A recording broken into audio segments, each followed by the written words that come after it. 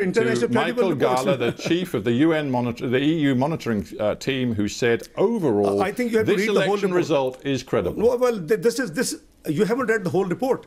Let's go to the whole report of EU chief. Please go through what did he say before this last sentence. Well, of course, his conclusion is the most important thing. I think you'd agree. No, well, maybe you wouldn't. Okay, let's move on. Let's talk about what your tactics are now, because as I've said, you and Nawaz Sharif are sending your video links back into Pakistan, sometimes to thousands of people, demanding an early end to the Imran Khan government. And this is what just a month ago Nawaz Sharif said to thousands of people in Punjab. He said that the integrity of the army chief, General Qamar Javed Bajwa, had disappeared. He said that the general was responsible for levering him out of office and rigging 2018, as you've said. Quote, this is what Nawaz Sharif said.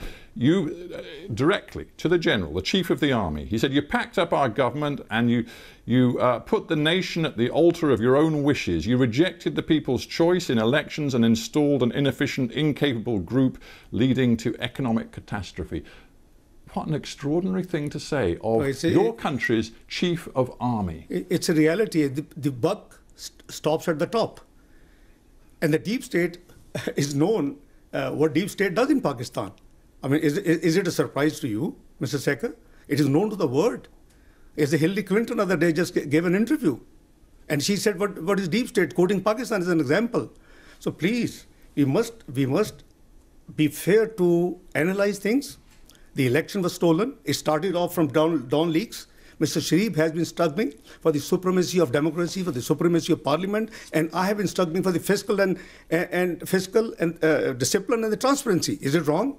I mean, UK has been upholding the democracy and the democratic values. We would think that you would be supporting us. So let us be clear. You are saying that the Pakistani military, the army in particular, are subverting all democratic processes in your country. Is that what you're saying? This is the global reports. I mean, it's not... No, I want to be clear what you're saying. But because the Pakistani people will be listening to this interview, and you are condemning the military of your own country as subverting your democracy. It's not the military. I think we have to talk about the individuals. It's not all the entire institution. I think let's create a difference. Is the wish list, is the plan of certain people who enforce in Pakistan martial law. So you're saying the army is led by General Bajwa, who in yours and Nawaz Sharif's opinion is entirely subverting democracy. Is that what you're saying? Well, I think I want to be clear. Let's re-articulate. What we are saying, that if the elections were rigged, it is now established without any ray of doubt. So if the elections were rigged and somebody has been planned, it's not we, it is the Interior Minister of Pakistan gave a statement that if Mr. Sharif had not got problem with the deep state and the institutions, he would have been fourth-time Prime Minister. Why would he say it? So let me be clear. You're now alleging that this is entirely unacceptable when your erstwhile boss and your very close ally, Nawaz Sharif, was working hand in glove with Pakistan's military dictator, General Zia, for many years. And suddenly he's decided that the military and the way they interfere in politics in Pakistan is entirely unacceptable. What kind of hypocrisy is that? I disbelieve this analysis. Frankly speaking, I disagree with you. Well, what bit of what I've just said is wrong? Maybe evolution process. Maybe evolution process. Evolution process? Yeah, because oh, you mean because then he was in power and now he's out of power, so he's really angry with the army because they won't work with him? No, it's not the first time. It's the third time he was Prime Minister. And Imran Khan, own Interior Minister, tells the whole world that Mr. Sharif would have been fourth-time Prime Minister if he had not got trouble with the establishment. You see, Imran Khan may be unpopular in Pakistan now, but when he heard what Nawaz Sharif said last month at that rally, when he directly targeted the chief of army, Imran Khan said this. He said, how dare Nawaz Sharif point to the general and blame him for what is happening in Pakistan when for years Mr. Nawaz Sharif polished the boots of a former military dictator. When Imran Khan said that, I dare say he actually had a great deal of sympathy from many Pakistanis who know hypocrisy when they see it. I think you probably haven't seen his 21 clips, how he has been maligning the military army chief, the intelligence services of Pakistan.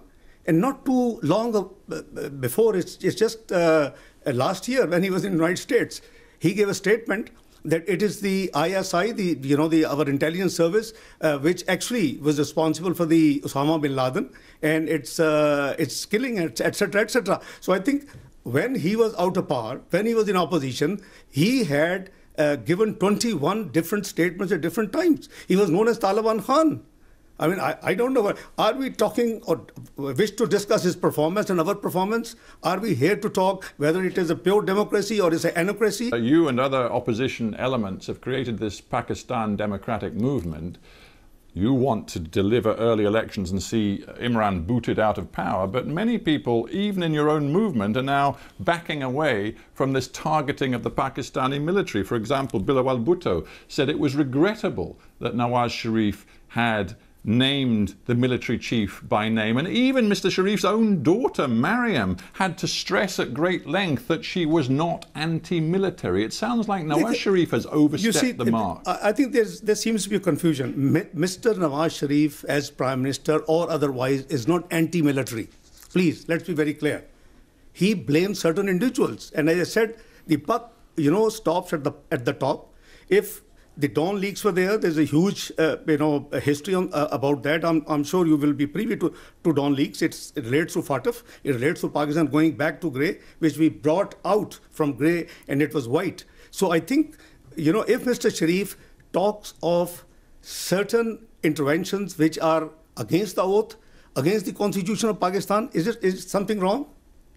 Let's talk about politics and your message to your own people. We know that Pakistani people are suffering right now. Food price inflation is soaring. COVID-19 is seeing a second surge in your country, creating real economic difficulties. There's going to be barely any growth in the Pakistan economy this year.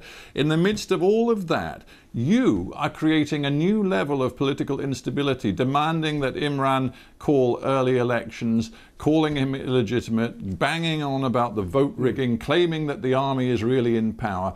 Do you think that your approach is really helping the interests of the Pakistani people? I think you have to be neutral umpire, Mr. Sekhar, for a moment. 2014, we won the election 2013, massive majority, 2/3 almost. 2014, when Mr. Imran Khan comes to agitate for 4 constituencies rigged only, his claim, nobody spoke. Yeah, and Mr. Dar, you're going back now, you're going back 6 years, and I'm putting myself in the shoes of a Pakistani today who sees rising food prices, political instability, geopolitical instability, and he wonders whether the opposition sitting in London, yourself and Mr. Nawaz Sharif, really have the interests of ordinary Pakistani people at heart. We have interests of Pakistani people at heart, and that's why we are moving. This country had witnessed double revenue collection in our tenure of 5 years, lowest inflation, lowest interest rates, best performing stock market in the South Asia, most stable currency, highest GDP growth in 11 years, 5.8%. I mean, it's all music. Your Western, the institutions had all